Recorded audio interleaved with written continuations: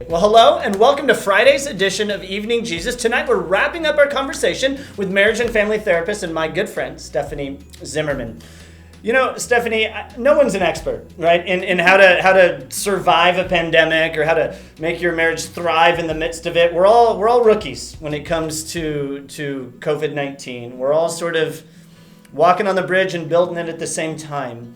But as we wrap up our conversation, what are just some real practical sort of tips and tricks to keep communication healthy and your marriage thriving in terms of, what date night looks like? How do we operate? Mm-hmm. What can we do?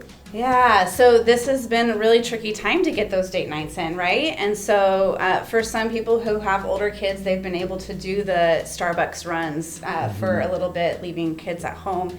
But when you have kids who are too young to be left at home, it makes it a little more challenging, right? And so sometimes we have to get creative and do after bedtime dates or during nap time dates.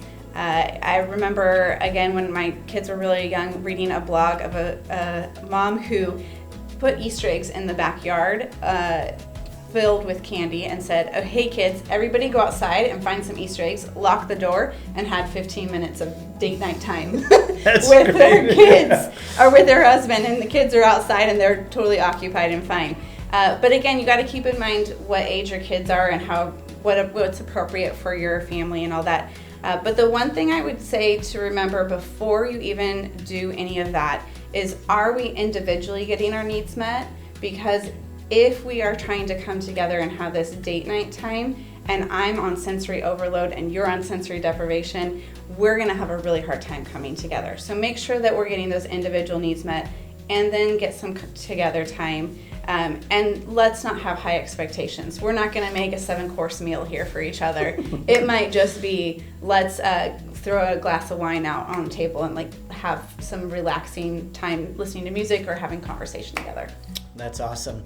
Just to be clear, I heard that a good idea is to lock your children outside. No, I'm just kidding. Oh, hey, thanks so much for joining us this week, Stephanie. It's been so helpful for me, just engaging in the conversation as we really try to navigate keeping our marriages healthy in the midst of a really, really challenging, scary, unknown, new environment. So thank you so much. Hey, before we wrap up, how can people find you? If they were like, hey, you know what, I kind of like what Stephanie had to say, how do people get in touch with you?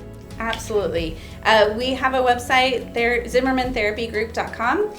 We have a practice in Old Town Clovis with, at this time, 5 therapists, and 6 we'll have another one joining in June. So we have a wonderful staff of people.